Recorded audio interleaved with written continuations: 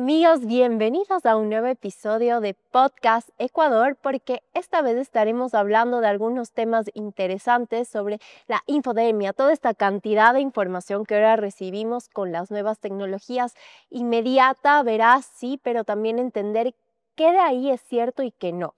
Y para este episodio me acompaña, por supuesto, Gaby Guerrero, a quien le damos la bienvenida, y ya estaremos conociendo también a nuestra invitada especial. Muchísimas gracias, querida Vero. Qué gusto volverles a acompañar en un nuevo episodio de este podcast. Y sí, el día de hoy tenemos además una invitada que nos vuelve a acompañar en este momento, así que bienvenida. Queremos darte toda la bienvenida. Caro Basante está de nuevo aquí de regreso. Y quiero aprovechar para leerles brevemente su perfil para dar inicio. Pues nada, quiero contarles que Caro Basante es directora de Lupa Media. Está de vuelta con nosotros en este programa. Ella es periodista ecuatoriana, es especializada justamente en temas de fact-checking, con 10 años o más de experiencia justamente en medios de comunicación masivos como editora y también como reportera. Su trabajo ha sido bastante exitoso, publicado en prensa, en televisión, en radio, en plataformas digitales, tanto en América Latina, en Estados Unidos y en España. Y es fundadora de Lupa Media, ya se los dije, que es una startup especializada en periodismo, en verificación e investigación, utilizando herramientas de inteligencia artificial. También se enfoca en el desarrollo de campañas de educación mediática como estrategia de lucha contra la desinformación a través de esta división de Lupa for Education. Bienvenida de vuelta. Muchísimas gracias, chicas. Qué gusto poder estar aquí de vuelta para conversar largo y tendido. Ya nos contará Caro sobre la engañósfera, porque es importante entender que parte de fomentar ámbitos democráticos es también garantizar un acceso a la información libre, pero con una responsabilidad y la ética que el periodismo acarrea por detrás.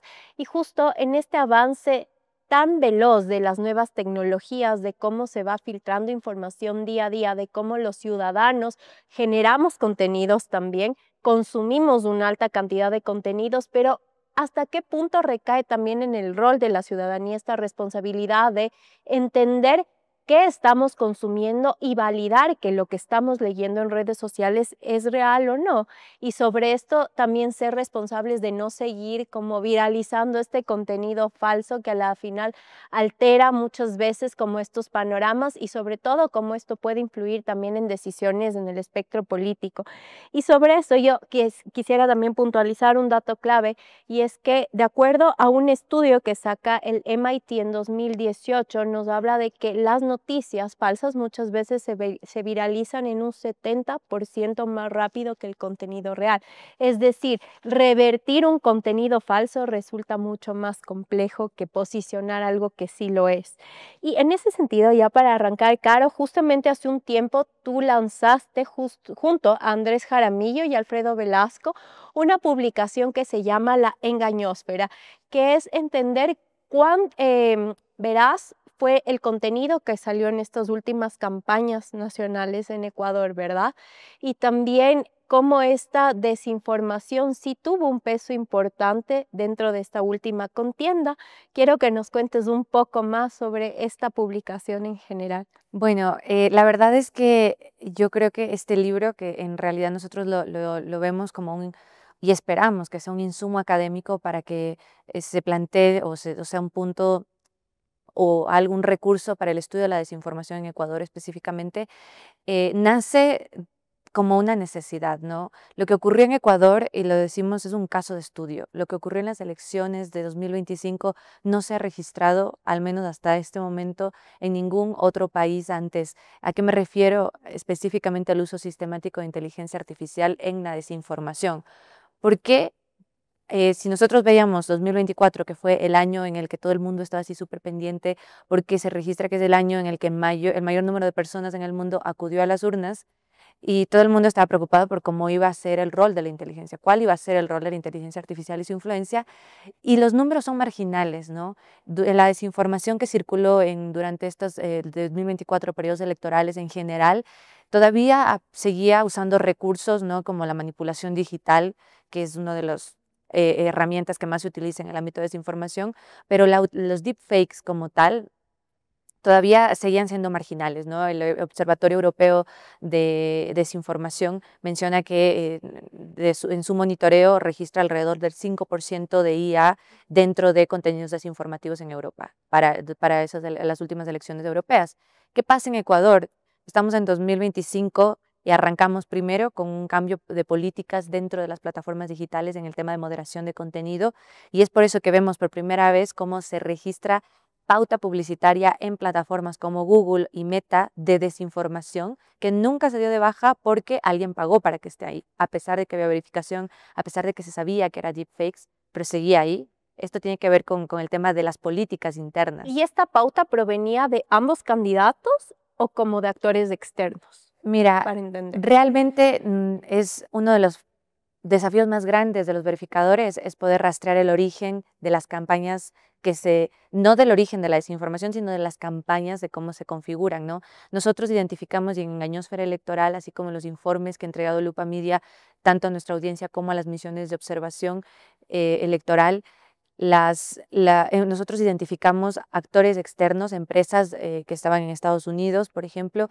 que desde ahí provenían las pautas publicitarias y que se pagaban, incluso cuántos, incluso sabíamos, hicimos el registro, había unas que son empresas de comunicación, una específicamente que estaba registrada en Estados Unidos con sede en Ecuador y había tenido incluso contratos estatales en gobiernos anteriores. Entonces, nosotros hicimos ese estudio, sabíamos ahora poder decirte, mira, esa persona le pagó en la campaña de X candidato. Eso es algo que no podemos afirmar porque no existe suficiente evidencia. Pero significa entonces que siempre y cuando tú hagas el pago, así no sea, o sea, así se verifique que sea algo falso, no te lo pueden bajar. Exactamente. Ese es uno de los grandes desafíos y a eso me voy, ¿no? 2025 tiene esa particularidad. Llega en un momento en el que hay una relajación en las políticas de moderación de contenido dentro de las plataformas digitales y tenemos un momento en el que la tecnología es totalmente democratizada, ¿no? OpenAI, ChatGPT, Grok, etcétera. Tenemos un montón de recursos. El deepfake, que antes se limitaba a personas que tenían recursos económicos y recursos de conocimiento tecnológico para demorarse en hacer este tipo de contenido, pues ahora lo puede hacer cualquier persona y ya no resulta ni siquiera caro, lo haces en segundos. Y ahí es cuando vimos este uso sistemático de IA, de acuerdo a la muestra que nosotros tenemos, ¿no?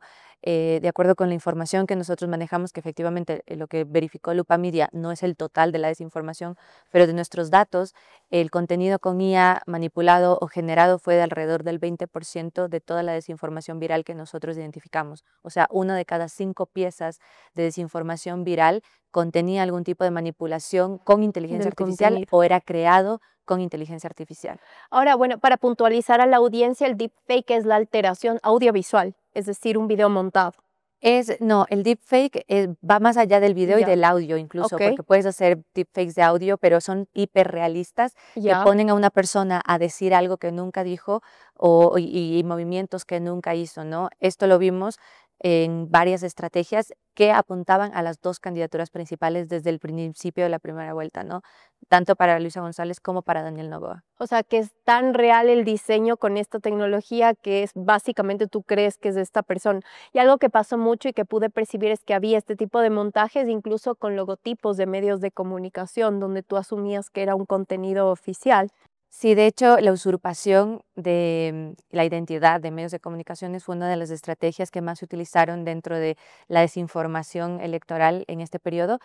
Y lo particular es que, de hecho, nosotros identificamos, después de la segunda vuelta electoral, se activa una campaña que utilizó, la estrategia era manipular a través de deepfakes noticieros internacionales para hablar o para poner temas sobre política ecuatoriana para desacreditar la candidatura de Daniel Noboa. Fue tal esto que incluso nosotros hicimos colaboraciones con medios como la Deutsche Welle de Alemania, con la televisión pública de Francia también, porque todos estamos involucrados, televisión española también, o sea, y era una cantidad, nosotros identificamos más de 7 videos de estos en los días posteriores al segundo debate. Entonces sabías que era esta estrategia. Por ejemplo, con Luisa González no vimos esto. ¿Cuál era la estrategia para desacreditar su candidatura? Modificar y manipular entrevistas de ella de años anteriores. Y le ponían a hablar de la desdolarización, de los ecuadólares y tal, pero eran tan realistas que nosotros tuvimos que verificar a periodistas que tienen mucha influencia y que lo publicaban en sus plataformas. Y me decían, recuerdo una que yo le llamé a decirle como, oye, por si acaso eso es falso. Y me dijo, no te puedo creer, es que me acaba de mandar una fuente y me lo dijo que fue de ayer y que no sé qué, y es que no se puede creer en nadie. Y yo era como, no, mira, hemos verificado hasta en 8 ocasiones el mismo video porque era una locura cómo se difundía. Y es que era tan realista que además, sumado a los sesgos de confirmación, la gente veía eso, se indignaba y lo seguía replicando, ¿no? Y al final lo que más cala es lo que pasa internamente, porque lo que te llega en WhatsApp y si te llega de un medio local, lo único que dices es, ah, mira, esto es lo que ya dijo hace tanto tiempo y es lo que va a pasar ahora, ¿no? Entonces, si buscaste los medios que más te desacrediten en ese sentido, tal vez para bajar esas candidaturas. Y al final, ¿crees que esto termina siendo una influencia importante al momento de decidir el voto entonces? O sea, como, ¿cómo terminan estos deepfakes realmente sentándose ya al momento de votar? Mira, el tema de Ecuador yo creo que también es un desafío medir y decir el porcentaje tal de la población votó basado en desinformación. Eso tampoco lo podemos hacer, es bastante complejo, sobre todo porque, bueno, existen patrones también como este voto que no lo dices, ¿no? En las encuestas, etcétera. Entonces, hasta ese momento es muy complejo. Pero definitivamente, y de hecho en la Biosfera Electoral, lo que nosotros planteamos es ese acercamiento a la influencia de la desinformación en este proceso electoral con evidencia, en el que nosotros concluimos desde Lupa Media, desde la verificación, y Andrés Jaramillo con Content Management, que hizo un estudio también sobre la escucha social, que particularmente cuando nosotros analizamos y cruzamos nuestros datos también con los de usuarios digitales, que ellos hacen activismo digital y muchas alertas respecto al uso de inteligencia artificial, cruzamos nuestros datos y veíamos que las narrativas desinformativas que nosotros identificamos eran las mismas que se replicaban en la escucha social dentro de las diferentes plataformas digitales, ¿no? Y entonces ahí podemos decir que sí, evidentemente hay una influencia y yo estoy completamente segura que mucha gente en 2025 decidió su voto basado en desinformación. ¿Y cuáles fueron los principales contenidos falsos que tú identificaste o quizá los más virales? Mira, nosotros identificamos 4 narrativas desinformativas. La primera es la de la dolarización o desdolarización. Otra tuvo que ver con el tema del narcotráfico y la seguridad.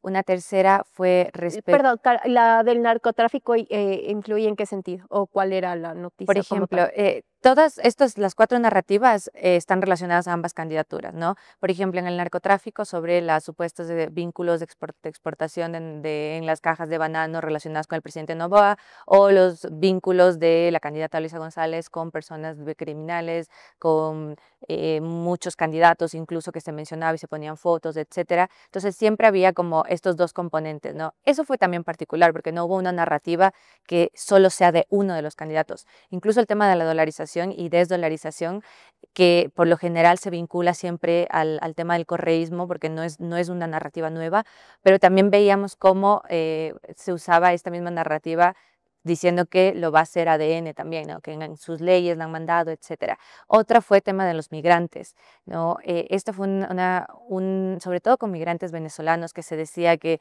el gobierno les va a dar bonos, les está dando trabajos, va a aceptar a los migrantes expulsados de Estados Unidos, que el correísmo, si llega al gobierno también, les va a entregar bonos, les va a entregar dinero. Hasta que Luisa la fregó en pleno debate y hasta ahí murió. Bueno, Claro. esa fue otra. Y la cuarta narrativa es la del fraude electoral, que esa es recurrente, esa siempre está, la que en este año alcanzó y todavía se mantiene, sobre todo, pero la típica, ¿no? Del voto PPL, por ejemplo, que tal candidato ganó cuando ni siquiera se han contado los votos. Entonces, ese tipo de narrativas circularon constantemente a lo largo de la campaña y, como digo, la particularidad que a nosotros nos llamó la atención fue que prácticamente fue un 50-50. O sea, fue para ambos candidatos y bueno, también las estrategias que se plantearon, incluso las de las empresas que pautaron y que nosotros pudimos acceder a ver qué pautaron en tal fecha, qué pautaron en esta. Había una que se dejó seducir, creo yo, porque en la primera vuelta lo hacía contenido falso en contra de Novoa, en la segunda era en contra de Luisa. Me preocupa un poco tal vez cómo esto se va a ir llevando ahora a las seccionales, que es lo más pronto, ¿no es cierto? Así es. Entonces, si es que ahorita la Caro nos cuenta que más o menos un 20% de fake news son las que llegaron a nosotros. Yo creo que esto se va a duplicar en estas seccionales. Sí, definitivamente. ¿Cómo ves ese escenario? El tema de la tecnología y el tema de la desinformación es creciendo, ¿no? 2024 y 2025, el Global Risk Report califica a la desinformación como la principal amenaza para la humanidad en los próximos 2 años y como una de las 10 amenazas globales en la próxima década. ¿Por qué? Por el aceleramiento del desarrollo tecnológico y la democratización de la tecnología. Entonces, esto no va a disminuir. De hecho, nosotros, justamente la idea de consolidar la iniciativa de engañósfera electoral, planteando incluso este concepto, esta definición, para poder hablar del fenómeno de la desinformación desde esta perspectiva, también es un insumo que nosotros estamos dando a nuestros colegas de la región que están, o sea, viendo lo que nos ocurría a nosotros, era como, pero ¿qué nos va a pasar, no? Y de hecho ya pasó en Argentina, acuérdense, días antes de las votaciones u horas antes se divulgó un deepfake de Macri. El tema es que, si bien es cierto nosotros que estamos en el día a día en esto de la verificación y etcétera, el deepfake nosotros lo veíamos desde hace muchos años, pero para la gente, para los ciudadanos de a pie, para los que no están involucrados y no tienen por qué estar involucrados en el tema, ver esto y no conocer el tema puede generar esto, ¿no? O sea, de decir, me lo voy a creer, es que lo dijo, es que tal, es que el audio, y entonces esto nos pasa aquí en Ecuador y nos pasa en todo el mundo. Por eso es una amenaza global, no es solamente un problema del país, y definitivamente esto va a seguir creciendo, el problema no se va a reducir, se va a aumentar. Entonces, por eso tenemos que tomar cartas en el asunto Y ahora también. justo, ¿cómo combatir esto? ¿Cómo fomentar una lucha contra la desinformación, no solo desde el Estado, sino también desde los medios de comunicación, pero en especial desde los ciudadanos? O sea, ¿qué hacer y qué sí va a ser práctico? Porque claro, hay medios como Lupa Media al que accedemos y entendemos que es falso y que no, pero no sé si ya debemos llegar a una instancia donde el mismo contenido pueda tener alguna nota o alguna Que te marca que diga, te haga esto es entender, fake, o exacto, que te sea, vaya a hacer entender de Mira, forma más explícita.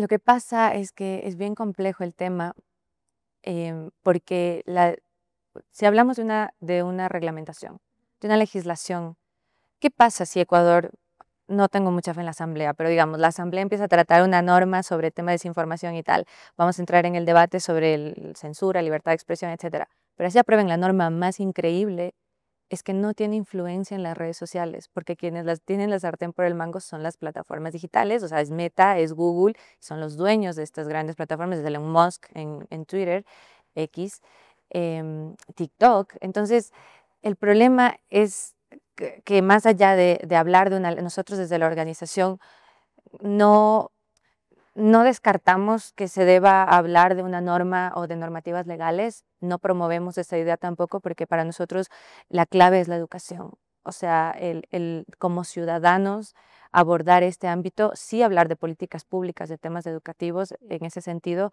porque como digo, ya está aquí. O sea, Responsable de... el uso responsable, el uso ético de la inteligencia artificial, eso es algo que nosotros promovemos y de hecho lo hacemos a través de una iniciativa que se llama Un Voto contra la Desinformación, que forma parte de usuarios digitales del OIME y organizaciones académicas también.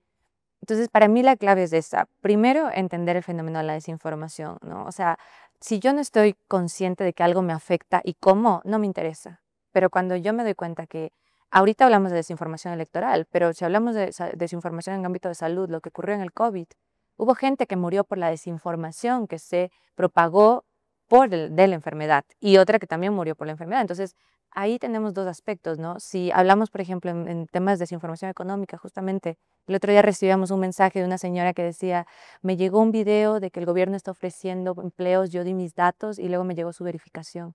Yo ya entregué mis datos, ¿qué hago? ¿Me van a robar? ¿Qué pasó? Entonces, también te afecta ese tipo de cosas.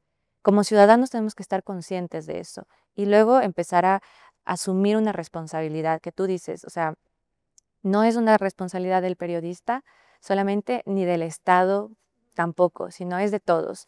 Y hay formas, ¿no? Nosotros, de hecho, damos ahí unos de nuestros talleres, les damos unos tips muy rapiditos, porque simplemente el hecho de no compartir algo de lo que yo no estoy seguro que es real, hago un montón, porque tú lo dijiste, o sea, la desinformación se viraliza 6 veces más que la verificación. Si yo no lo comparto, rompo esa cadena. Y ya estoy haciendo mucho, ¿no?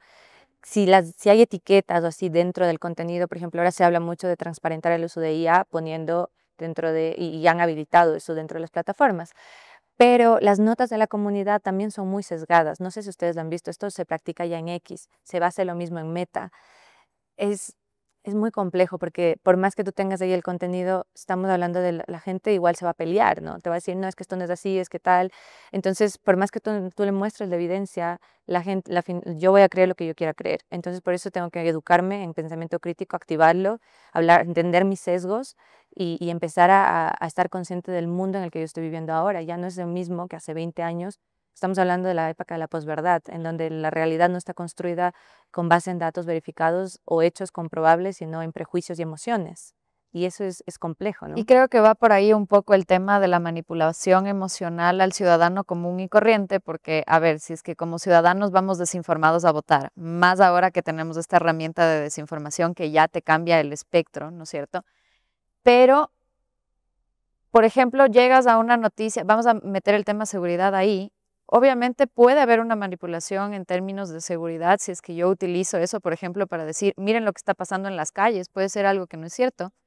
Y te digo, como hay una fuerte sensación, no sé, de que los grupos terroristas han venido acá al Ecuador y tal vez no es tanto así, pero yo te legitimo a ti, gobierno, a que tú hagas, por ejemplo, o que pongas más militares en la calle o que tú pongas más fuerza coercitiva por parte del Estado y ya está, porque te estoy mostrando, ¿no es cierto?, que es una noticia que parece que sí sucede y que yo lo puedo arreglar como gobierno.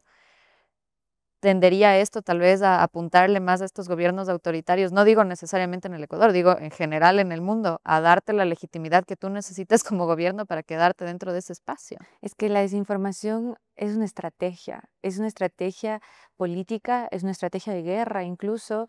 O sea, entonces, esa es una de las cosas que hay que partir, ¿no? El concepto mismo, cuando hablamos de desinformación, no es tanto el rumor o el mito que está circulando ahí.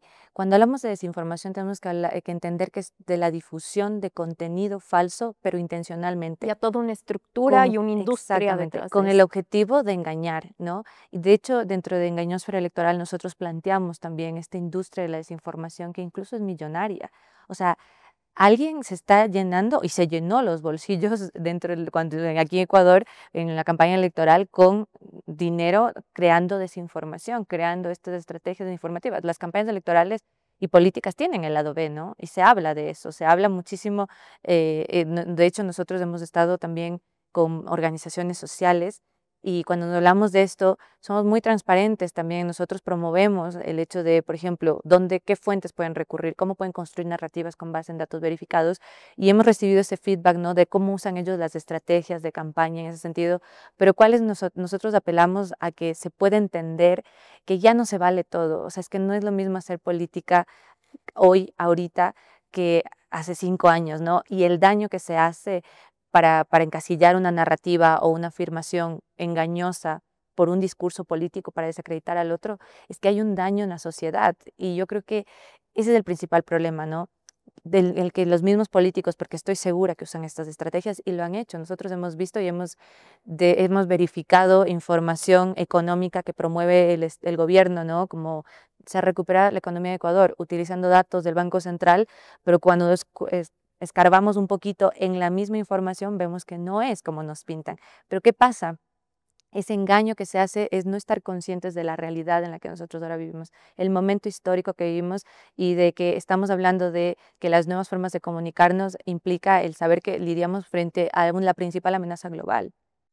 Caro, para ya ir cerrando, 3 tips que les darías a los jóvenes justo para aportar en esta lucha contra la desinformación. Bueno, el primero ya lo dije, si no estoy seguro que algo es real, lo que digo, ese es el mantra, si no estoy seguro no lo comparto, no lo creo ni siquiera, no me dejo manipular porque me indigno, no, primero me verifico ese tipo de cosas. Lo otro es lo más importante también y es que la desinformación tiene un componente y es que es reciclado.